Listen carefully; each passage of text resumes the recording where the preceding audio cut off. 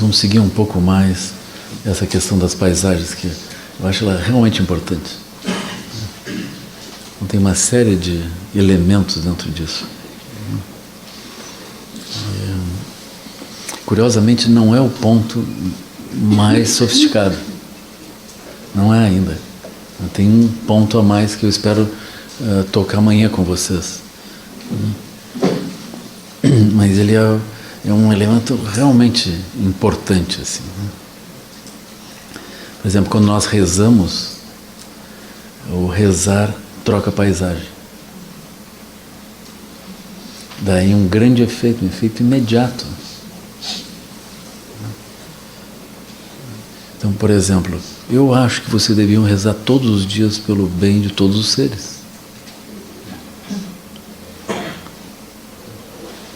Então, a Aryatara, pela manhã e à noite, ela liberava um número incontável de seres. Então, que segredo é esse? É como se ela esvoaçasse com uma varinha de condão, liberando um a um. Mas não é necessário fazer isso dessa maneira. Na verdade, é como se diz no Sutra do Diamante. No Sutra do Diamante se fala, quando os Bodhisattvas, eles dizem, eu vou trazer benefício a todos os seres, vou liberar um número incontável de seres. O Buda diz, nesse momento, ainda que não hajam seres a serem liberados, ainda assim, todos esses seres já estão liberados. É paradoxal, assim, né? Uma linguagem paradoxal. Porque no sentido absoluto não há esses seres a serem liberados. No sentido relativo, quando os Bodhisattvas dizem, eu vou liberar todos eles, nesse momento os Bodhisattvas estão reconhecendo a natureza de Buda dos seres. Por isso, eles são capazes de dizer, vou liberá-los todos. Então, nesse momento, porque os Bodhisattvas estabelecem em relação aos seres uma ligação a esse nível, reconhecendo que eles têm a natureza ilimitada, têm a natureza de Buda, há esse reconhecimento, há o nascimento dos seres como seres iluminados.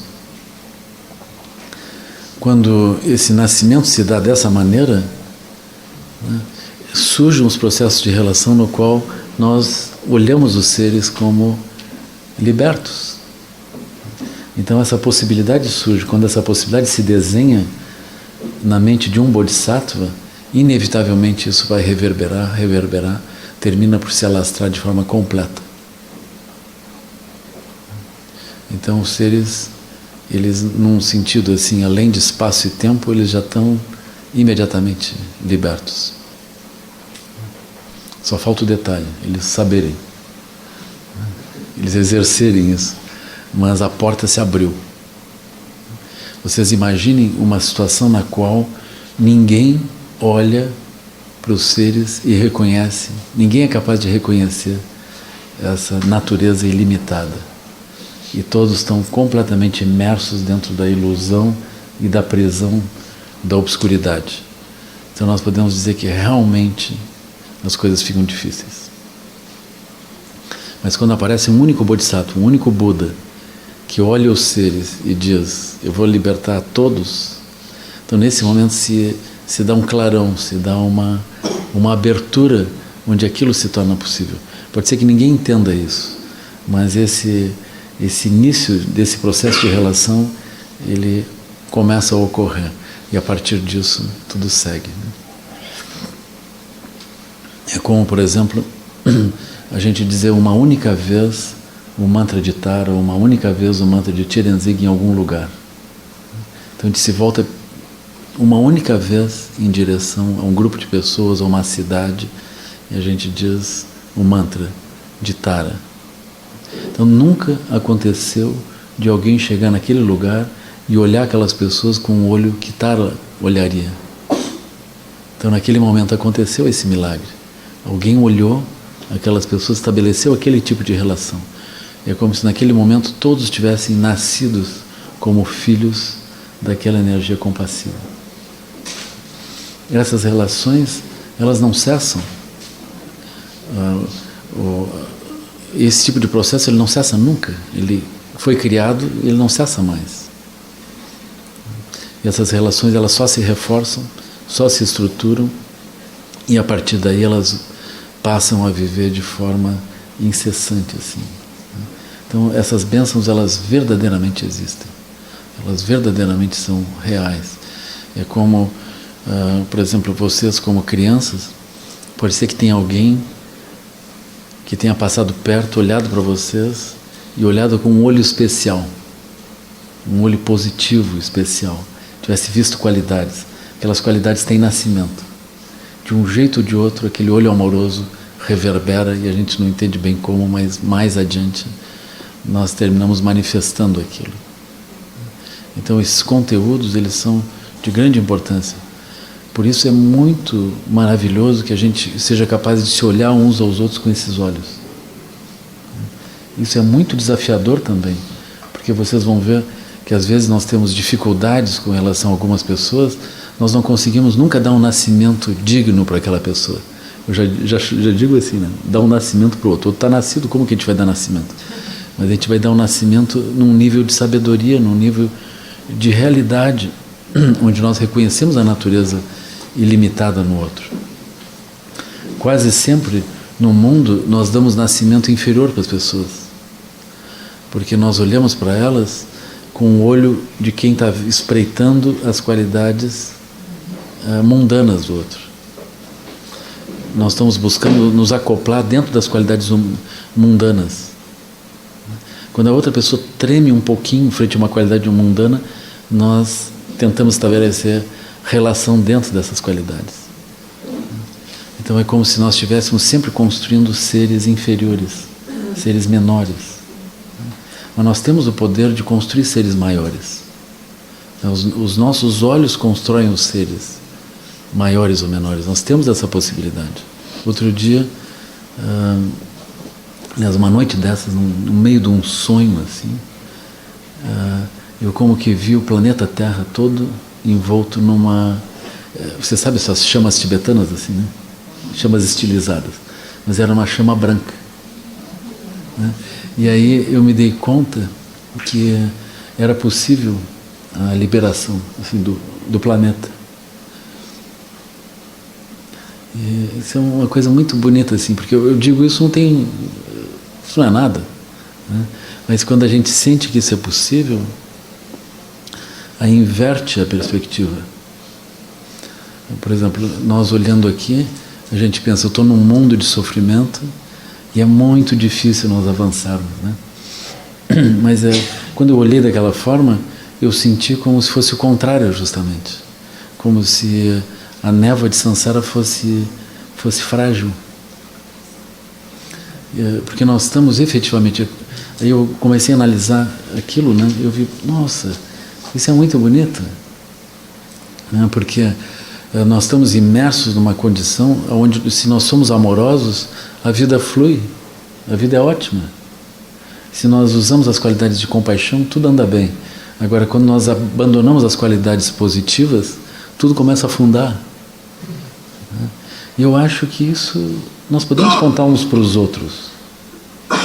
Nós podemos aprender a manifestar essa componente positiva. Então aquilo era como se fosse a culminância dessa compreensão. Aí eu vi, não, mas isso realmente é possível. Nós estamos dentro de um lugar onde nós podemos nos relacionar dessa maneira e assim vai ser maravilhoso. Então eu como que eu tivesse visto a possibilidade de nós todos em grupo nós descobrirmos essa forma de relação. É como se a gente levanta os olhos, a gente vê como as coisas são. Mas quando nós estamos olhando para baixo, limitados, né, cumprindo um script, então parece que isso é completamente impossível. Mas nós estamos verdadeiramente imersos nessa situação real, onde, na medida em que nós geramos relações positivas, tudo anda bem. Quando nós criamos relações negativas, nós temos a sinalização imediata que nós não vamos obter nada favorável. Então é como se houvesse uma história longa no tempo, onde nós só aprendemos ampliando a nossa visão um pouquinho só um pouquinho. E, então parece que nós estamos no meio de uma grande névoa que a gente consegue ver só um pouquinho a mais. Mas nós podemos levantar os olhos e olhar de forma ampla isso. Quando nós olhamos de forma ampla, nós podemos ver o planeta inteiro envolto nessa chama branca, essa possibilidade de nós nos manifestarmos de modo lúcido, feliz, assim, em grande quantidade de seres, assim. Isso se tornar efetivamente uma cultura dominante, né? Aí quando a gente olha esses bolsões de violência, de grande aflição, isso é alguma coisa desnecessária. Outro dia um amigo meu estava dizendo, não é que a gente tenha fome no mundo, o que nós temos é um manejo ineficiente do excesso de alimentos. Porque na verdade nós temos um excesso de alimentos produzidos, só que a distribuição disso não anda direito. Nós não precisaríamos passar por essas dificuldades todas. Nós não precisamos passar por isso. Então, quando nós olhamos dessa maneira, nós estamos trocando a paisagem, vocês entendem? Nós estamos trocando a paisagem da impossibilidade, parece que nós estamos num mundo pesado em que a virtude é impossível. Mas não, é o contrário. A virtude é possível. E as desarmonias, elas são fragilidades, elas são como que feridas dentro dessa harmonia maior. Então essa é uma paisagem também. Então nós podemos trocar as nossas paisagens, nós podemos habitar essa paisagem melhor, assim. E nós estamos, olhando dessa maneira, nós estamos assoprados pelo vento, pela respiração de todos os Budas, de todos os grandes mestres do passado. Porque eles falaram isso, eles rezaram por nós, eles deixaram ensinamentos para as nossas gerações, eles constantemente criaram bênçãos e devido a isso o Dharma está vivo hoje, os ensinamentos estão vivos, devido à mente iluminada deles. A gente pensa, eu tenho pensamentos disso ou daquilo, na verdade eles pensaram antes e nós estamos reverberando esses pensamentos, nós estamos vivendo literalmente em meio às bênçãos deles. Nós não inventamos os altares, não inventamos as roupas, não inventamos nada disso, não inventamos as palavras, a forma de compreensão. Então nós vivemos literalmente imersos nas bênçãos dos seres de sabedoria do passado. Agora nós podemos criar paisagens positivas e paisagens negativas. As paisagens negativas, elas nos atam a sofrimentos para nós e para os outros. Então é importante que a gente saiba purificar isso. Existe toda uma região mágica. Então, inevitavelmente nós estamos imersos nisso. Não é uma questão de dizer, bom, a gente vai construir isso ou não. Nós estamos imersos dentro disso. Nós já estamos, nos próprios textos budistas se diz, é como se nós estivéssemos sob o poder de uma magia. Assim. Então, vocês vão ver que os objetos, eles carregam isso. Quando alguém vê um objeto, aquilo pode carregar a pessoa para dentro de uma certa paisagem. Então, esse é uma coisa que nós usamos o dia todo, né? Algumas vezes conscientes, muitas vezes não conscientes, mas nós estamos imersos nesse universo. Agora, o aspecto das paisagens, ele deve ser entendido, na forma como eu estou explicando e convidando vocês a praticarem também. Então nós estamos usando uma liberdade. Nós não estamos, por exemplo, construindo paisagens para produzir manipulações para favorecer alguma vantagem relacionada a samsara. Nós estamos trabalhando a nossa liberdade. Então nós não vamos, por exemplo, imaginar que a gente vai gerar um tipo de paisagem para ficar preso àquele tipo de paisagem. A nossa natureza ela é livre das próprias paisagens. Ela constrói isso. Então, a melhor paisagem é aquela que brota da própria experiência da mente não obstruída. Então, quando nós dizemos assim, nós somos livres das paisagens, isso significa que existe uma paisagem primordial livre de conteúdo, livre de qualquer tendência. Então essa é a paisagem original da mente do Buda. No entanto, essa paisagem não é um buraco, ela é presente, ela é viva. Então quando nós conseguimos compreender melhor isso, nós ganhamos uma série de vantagens.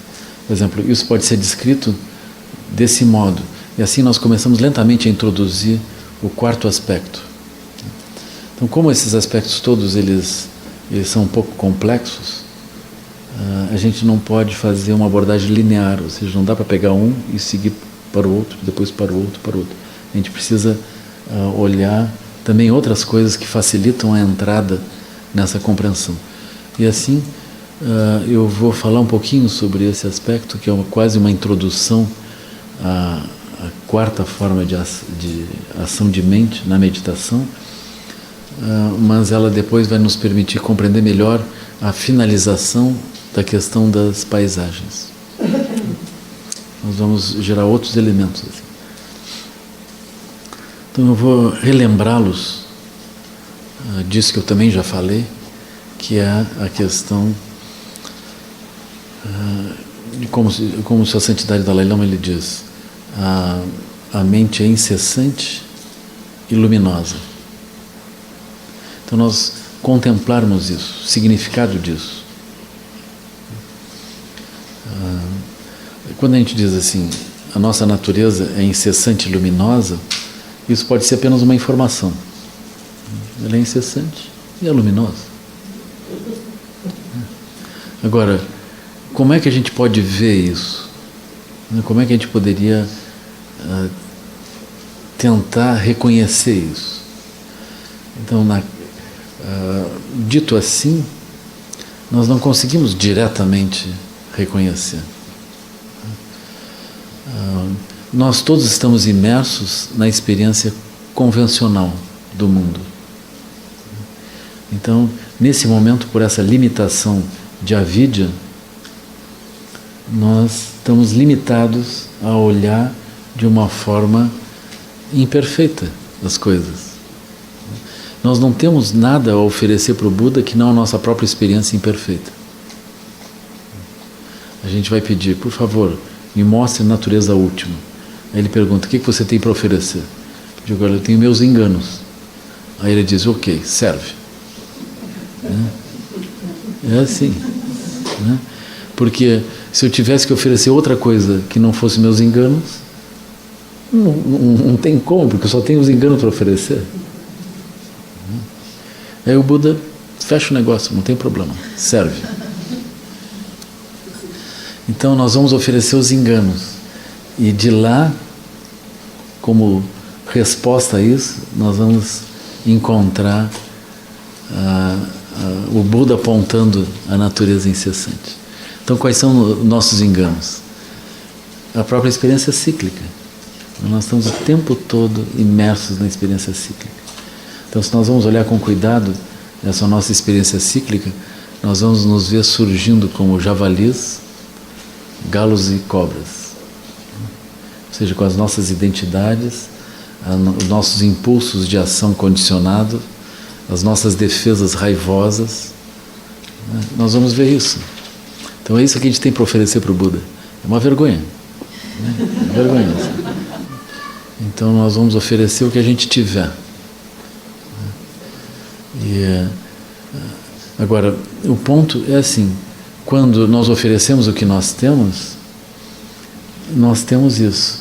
Nós temos surgimentos, mortes, ressurgimentos, mortes, e assim nós vamos indo. E nós vemos então que a cada um desses ciclos surge um conjunto completo de javali, galo e cobra, com as suas definições, com seus propósitos, com seus mundos. É quando isso cessa, aí surge um outro conjunto, depois cessa, surge um outro conjunto. Eu acho que vocês também já viveram situações intermediárias por um tempo suficientemente longo para vocês ficarem aflitos, com a sensação de que vocês estão voando e não sabem onde é que é, se a Terra é para cima ou para baixo, não sabem bem onde é que vocês estão. Assim. Então, eventualmente, a gente se sente, sem horizonte. E, a gente morre com uma identidade, aí nós não temos chão, não encontramos um chão para ressurgir. Mas, essencialmente, nós vemos que mesmo sem ressurgir, nós estamos vivos, tanto que surge uma aflição nessa condição intermediária. Então nós vamos vendo que seria incorreto a gente dizer que a gente foi isso ou foi aquilo, porque aquilo cessou e nós não cessamos. Então esse raciocínio de novo a gente pode fazer. Aí nós vamos perceber que sempre há uma manifestação. Nós cessamos e tem uma manifestação, cessa e tem outra manifestação. Por mais apegado que a gente esteja a uma manifestação, sempre ela dá lugar a outra, e a outra, e a outra, e a outra. Então nós vamos perceber que há uma continuidade nesse processo,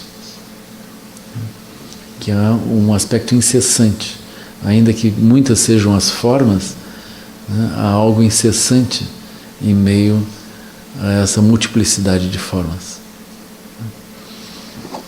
Esse é um ponto delicado, tem o ensinamento de Maitreya sobre isso.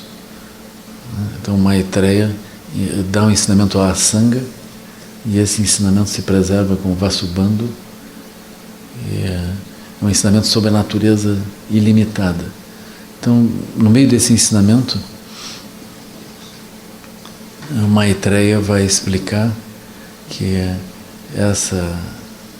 esse soberano, essa natureza, ela não tem início e não tem fim.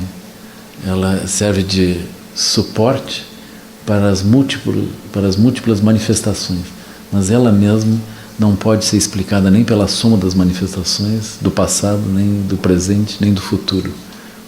Ela é o princípio ativo apenas. E quando nós estudamos os 12 elos, nós vemos que esse princípio ativo ele está antes do primeiro elo. Portanto, ele está antes da dualidade, antes do objeto e o observador surgirem como um par. Ele está antes dos próprios observadores. Tudo que nós vemos com os olhos de observadores. Portanto, nós vemos depois da dualidade. Mas nós adivinhamos que antes do surgimento dessa multiplicidade de formas duais de surgir, antes disso mesmo, há algo incessante, presente, luminoso, atuando.